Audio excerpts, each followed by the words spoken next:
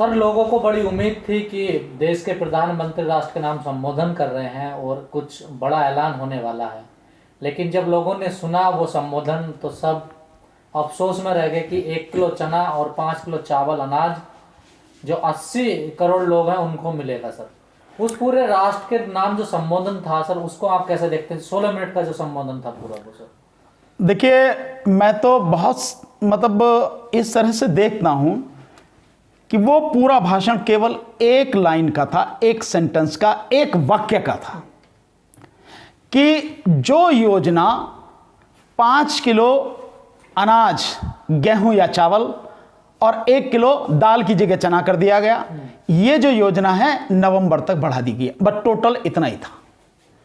सिर्फ एक लाइन को बोलने के लिए देश के प्रधानमंत्री को राष्ट्र के नाम संबोधन करना पड़ रहा है। मैं समझता हूं इससे ज्यादा और दुखद या इससे ज्यादा ओछी तुच्छ राजनीति और कुछ नहीं हो सकती। और जिसमें आप नाम ले रहे हो, आज 5 तारीख को जब हम रिकॉर्ड कर रहे हैं तो आज गुरु पर्व है, गुरु पूर्णिमा जिसे बोलते हैं। गुरु पूर्णिमा से शुरू किया और उन्होंने सारे नाम लिए, सारे त्योहारों के लिए, और छठ तक ले गए। छठ तक क्यों ले गए? नवंबर तक क्यों ले गए? क्योंकि नवंबर में बिहार चुनाव है, अक्टूबर नवंबर में। ईद का जिक्र नहीं किया। हाँ बिल्कुल, ईद का जिक्र नहीं किया, क्योंकि वो तो कहते हैं जब मुसलमानों को वो टिकट ही नहीं देते।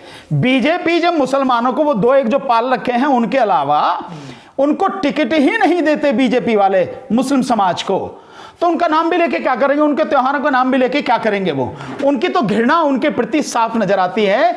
बीजेपी की मुस्लिम समाज के प्रति घृणा वो दुनिया को मालूम है, किसी से छुपा नहीं है।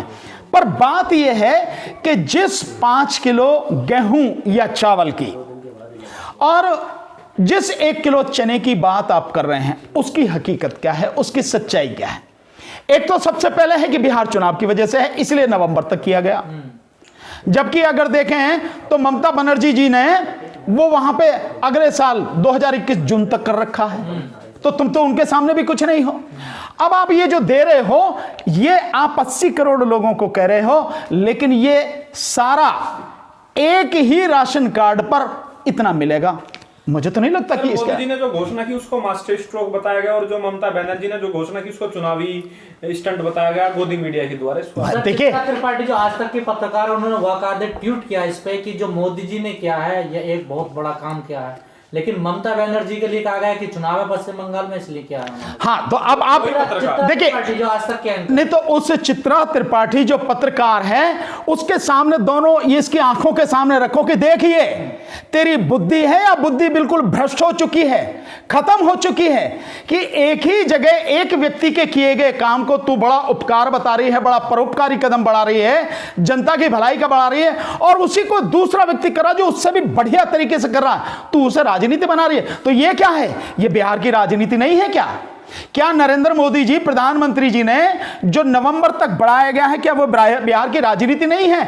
और शुरू से लेकर जिस तरह से सारे कदम उठाए जा रहे हैं, क्या वो बिहार की राजनीति नहीं है? 72,000 एलईडी आप लगवाते हैं और 72,000 एलईडी लगवा के आप पूरा प्रचार करते हैं, 150 करोड़ रुपए आप खर्च करते हैं वर्चुअल रैली पर, ये राजनीति नहीं है? और फिर सैनिक जिनकी हत्या चीन द्वारा की गई, हमारे शहीद जो सैनिक हैं, उनके नाम बिहार रेजिमेंट, बिहार के इतने सैनिक, वो नाम लेके प्रधानमंत्री जब गरीब कल्याण रोजगार योजना 125 दिन के लिए प्रधानमंत्री लॉन्च करते हैं, बिहार के खगड़िया से लॉन्च करते हैं, क्या वो राजनीति नहीं है? ये जो मैंने बताया ना कि पत्रकार जो ये गोदी मीडिया के पत्रकार हैं, ये तो गुलाम हैं, ये तो दलाल हैं, इनकी नैतिकता खत्म हो चुकी, ईमान इनका बिक चुका, अब कुछ नहीं है इनके पास में। ये पत्रकार नहीं है, ये खत्म नहीं है। पत्रकार का तो अपना धर्म होता है कि चाहे उसकी जान चली जाए, लेकिन सच जनता के सामने लाएगा, वो इनके बस की नहीं है, वो ये करते नहीं है। अब बात ये है कि जो 5 किलो गेहूं या चावल और 1 किलो चने की बात है, और वो नवंबर तक दे रहे हैं, 5 महीने तक, उसको क्या वो वाकई में पहुंच जाएगा, लोगों तक पहुंच जाएगा? असली बात यह है। एक दूसरी बात यह है कि क्या इसमें 1 महीने एक परिवार 4 या 5 लोगों का 1 महीने खा सकेगा क्या? दूसरी बात यह है, क्योंकि कह तो दिया 80 करोड़ लोगों को, लेकिन उसमें यह नहीं बताया कि यह क्या एक व्यक्ति को दिया जाएगा या ये एक राशन कार्ड पे दिया जाएगा। जहां तक अब तक की वो परंपरा रही है, वो एक राशन कार्ड पर ये राशन मिलता है, व्यक्ति को नहीं मिलता, जहां तक ये अब तक की है। और अगर ऐसा भी है तो इसको क्लियर कर दिया जाता तो बहुत अच्छी बात है, ताकि ये झंझट ही नहीं रहता। लेकिन अगर एक ही राशन कार्ड पर केवल इतना जो सामान मिलता है, तो क्या इससे जो है पूर्ति हो जाएगी? अब दूसरी बात, नहीं, पर व्यक्ति को मिलता ना सरपंच। चलिए मैं आपकी बात मान लेता हूं, पर व्यक्ति को मिलता है, तो क्या अभी तक ये है नहीं कंफर्म कि पर व्यक्ति को मिलता है? व्यक्ति को मिलता है नहीं, ये पर व्यक्ति को नहीं है। आप देख लीजिए रिसर्च करके, ये राशन कार्ड पे है। और इसके विषय में आप अगर बहुत डिटेल में जाएंगे तो पुण्य प्रसून वाजपेयी जी का पूरा है, करीब 23-24 मिनट का जो एपिसोड है, उसमें आप सारा देख लीजिए, वो सब बता दिया है उन्होंने। ठीक है जी। दूसरी बात, मैं उससे अलग हटके और बात कहता हूं। प्रधानमंत्री जी ये जो भीख दे रहे हैं, ये भीख है। 80 करोड़ लोगों को आपने भिखारी बना दिया।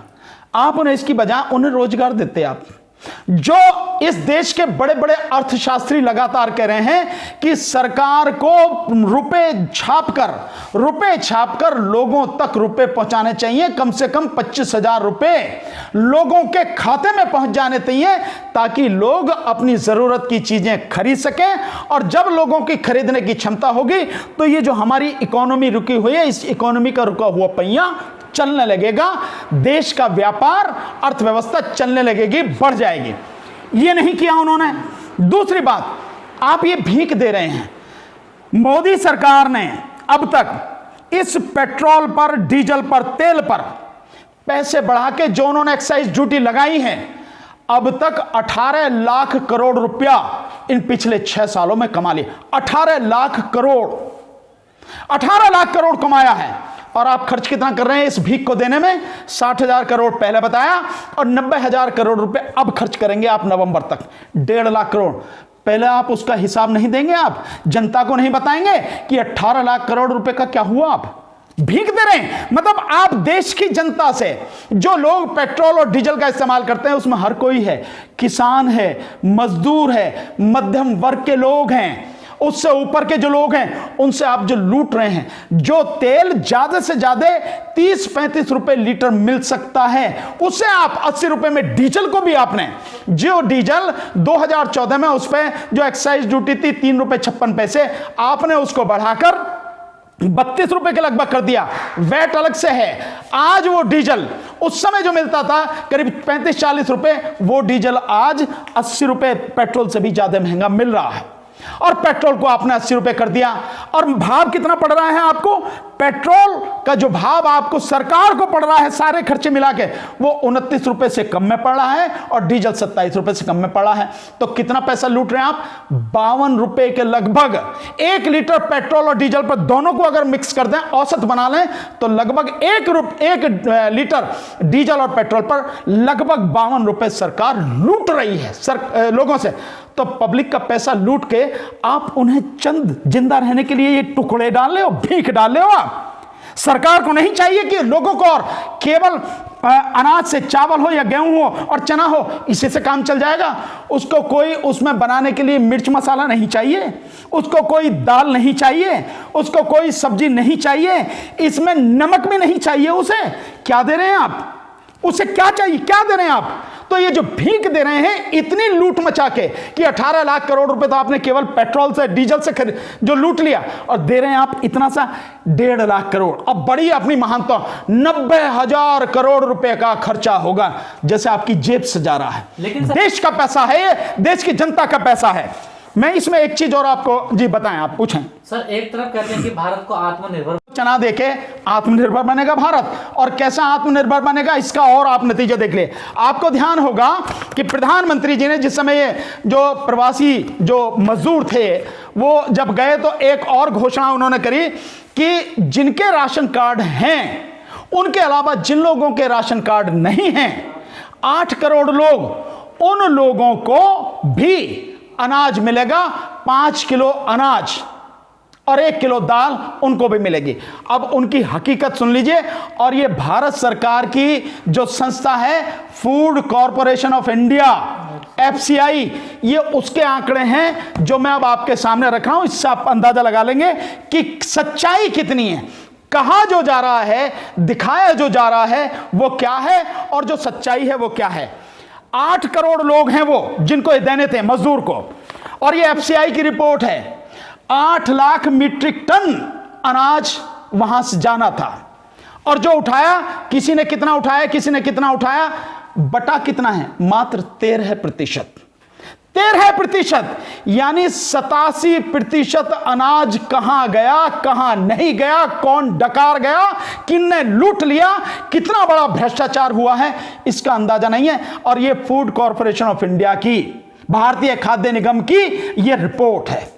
वो FCI की रिपोर्ट कहती है कि मात्र 13% ही लाभार्थियों तक यह सामान पहुंचा है, बाकी किसी तक नहीं। और आप देखिए, ये जो है 8 लाख मीट्रिक टन जो अनाज था वो, और कितने लोगों तक पहुंचा है, 1 करोड़ 21 लाख लोगों को ये मई में मिला। 92 लाख 44 हजार लोगों को ये मिला आपके जो है उसमें जून के महीने में। जो टोटल मिला है 2 करोड़ 13 लाख 44 हजार लोगों को मिला है। 8 मई से ये शुरू हुई। और अब इसमें क्या है कि किस किस तरह से उठाया, और किसके 36 राज्य, जिसमें जो केंद्र शासित प्रदेश भी शामिल हैं हमारे, उन मिला के 36 राज्यों को जो मिलना था ये अनाज, कितना अनाज, 8 लाख मीट्रिक टन अनाज उठना था, बांटना था। सभी राज्यों ने मिलकर उठाया कितना, 6,38,000 मीट्रिक टन, यानी उठाया भी कम, 80% ही उठाया। बांटा कितना टोटल इन सभी राज्यों ने, 1,07,000 मीट्रिक टन, यानी मात्र 13% अनाज लोगों तक पहुंचा है। यह है आंकड़े। और दूसरा, इसके अलावा जो 26 राज्य हैं उन्होंने 100% कोटा उठाया, 100%। बांटा कैसा है ये भी सुन लीजिए, आपको पता लग जाएगी, लोगों को पता लग जाएगी कि कैसा होता है। उत्तर प्रदेश ने जो है इनके खाते में आया 1,42,033 मीट्रिक टन, ये इतना उठाना था। इन्होंने उठाया 1,40,600, यानी लगभग 80% से ज्यादा, मतलब एक तरह से कह सकते हैं कि 85% इन्होंने उठा लिया।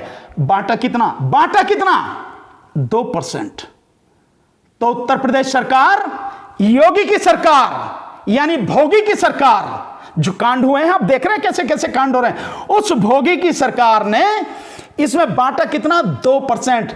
तो भोगी जी से पूछ लिया जाए, महाराज ये 98% अनाज कहां गया, कौन खा गया इसे, कैसा भ्रष्टाचार है। तुम्हारी सरकार तो बड़ी ईमानदार सरकार है, रामराज वाली सरकार है, बड़ी आप दुहाई देते हो।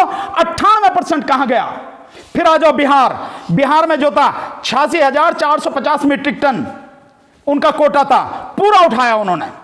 और पूरा उठाने के बाद में उन्होंने बांटा कितना, 1,842 मीट्रिक टन, यानी 2%। नीतीश कुमार, पलटू महाराज, स्वच्छ मतलब वो देने वाले, बड़ा स्वच्छ शासन देने वाले हैं, सुशासन देने वाले, बांटा कितना, 2%।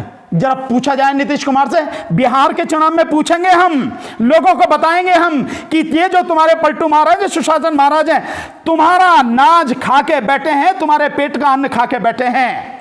98% कहां गया बताएं। और इसके अलावा जो 11 राज्य हैं साथियों, 11 राज्य में आपको जानकर होगी 1% अनाज, केवल 1% अनाज बांटा 11 राज्यों में। और कौन कौन है इन राज्यों में, आंध्र प्रदेश, गोवा, गुजरात, बीजेपी का गुजरात, जो कब से बीजेपी की सरकार चली जा रही है, आज भी बीजेपी की सरकार है। झारखंड, महाराष्ट्र, आप देखिए लद्दाख और मेघालय, सिक्किम, उड़ीसा, तमिलनाडु, तेलंगाना, त्रिपुरा, ये 11 राज्य हैं जिनमें 1% बटा है। कहां से है, कहां जा रहा है अनाज, बताए ना सरकार कहां जा रहा है। इसके अलावा उड़ीसा का तो यह हाल है, उड़ीसा में तो 32,360 मीट्रिक टन उसके खाते में था, उठाया कितना, मात्र 338 मीट्रिक टन उठाया। क्या होता 338 मीट्रिक टन में, जहां भूख से सबसे पहले जो है उम्र है। आपके मध्य प्रदेश में शिवराज चौहान की सरकार है ना, जो उसमें बनाई थी उन्होंने मार्च के महीने में, लॉकडाउन से पहले 23 मार्च को जो बनाई थी सरकार, उसमें उन्होंने मात्र 4% 54,642 मीट्रिक टन था, उठाया कितना 1,963, उठाया ही नहीं। इसके अलावा छत्तीसगढ़ में कांग्रेस की सरकार है, 20,077 मीट्रिक टन था, उठाया कितना 944 मीट्रिक टन, यानी 5%। केवल राजस्थान, और सबसे बढ़िया जो रिजल्ट है वो राजस्थान का है, जिसने लगभग 100% उठाया और लगभग 90 से 95% बांटा है। राजस्थान का रिजल्ट सबसे बढ़िया। बाकी हरियाणा उसका जो था उसने उसमें से 50% उठाया ये और 50% बांटा, उसकी ये स्थिति है। ये हालत है लोगों की, ये सरकारों की हालत है। और केंद्र सरकार ने ये नहीं पूछा कि भैया ये जो अनाज तुम उठा के ले गए थे कहां है, क्यों नहीं बांटा तुमने। और अगर सरकार नहीं पूछती है तो सीधा सीधा यह होगा कि तुमने आंकड़े दिखा दिए, खाते में चढ़ा दिए, हमने इतने वो कर दिए, जैसे वो गैस के सिलेंडर हैं और जैसे और बहुत सारी चीजें खाते में चढ़ा दो, बाकी गया भाड़ में। जो सब हो रहा है चुनाव को लेकर पूरी जद्दोजहद है, आप समझते हैं सबको लेकर। नहीं, चुनाव की जद्दोजहद का मतलब ये नहीं कि आप जनता के साथ झूठ बोलेंगे, आप कहेंगे इतने लोगों को और देंगे इतने से लोगों को, ये नहीं कह सकते। मोदी जी की जो घोषणा है, मोदी जी की घोषणा अगर है तो मोदी जी बड़े सत्यवादी बनते, अपने आप को बड़े ईमानदार बनते, रामराज की बात करते हैं और पूरा ईमानदारी पर रामराज है। कहां जाती है मोदी जी की घोषणा, क्यों करते मोदी जी झूठी घोषणा, क्यों नहीं करते वो काम, क्यों नहीं देश की जनता को उसका हक दिलवाते, देश की जनता को तक उसका जो अधिकार है वो क्यों नहीं पहुंचता। तुम खाना नहीं पहुंचा सकते, और क्या करेंगे। को लेकर विपक्ष की कितनी तैयारी है, आप लोग कितने तैयार? देखिए हम पूरी तरह से तैयार हैं। मैं विपक्ष की बात आप जो कर रहे हैं, जिस विपक्ष की बात कर रहे हैं, मैं अभी उस पर कोई चर्चा नहीं कर सकता। हम लोग में मिलकर बैठ के बात करेंगे, देखते हैं क्या स्थिति है। हमारी तैयारी पूरी है। हम बिहार चुनाव में पूरी ताकत के साथ उतरेंगे, बिहार की जनता को बताएंगे कि नीतीश कुमार ने और बीजेपी सरकार ने कैसे आपकी पीठ में छुरा भोंका है। ये वही प्रधानमंत्री हैं नरेंद्र मोदी जो 5 साल पहले बिहार का जब चुनाव था उससे पहले 1,25,000 करोड़ का पैकेज आपको देके गए, स्पेशल पैकेज। कह रहे कितना चाहिए, 50,000 करोड़ नहीं, 60,000 करोड़ नहीं, 70,000 करोड़, अच्छा 80,000 करोड़ दे दूं, चलो 1,25,000 करोड़। और रिपोर्ट यह है कि वो 1,25,000 करोड़ में आज तक कुछ नहीं हुआ, पहुंचा ही नहीं है। और 50,000 करोड़ की जिसकी बात कर रहे हैं ना, वो गरीब कल्याण रोजगार योजना 125 दिन की, जो प्रवासी मजदूर हैं, पैसा वो भी नहीं पहुंचता। क्योंकि मैंने आपको आंकड़े दिखा दिया, आप इसी से पता लगा सकते हैं। जब अनाज नहीं पहुंचा सकते, तुम भूखों के मुंह का निवाला छीन रहे हो, और क्या करोगे तुम। यह है स्थिति। चलिए।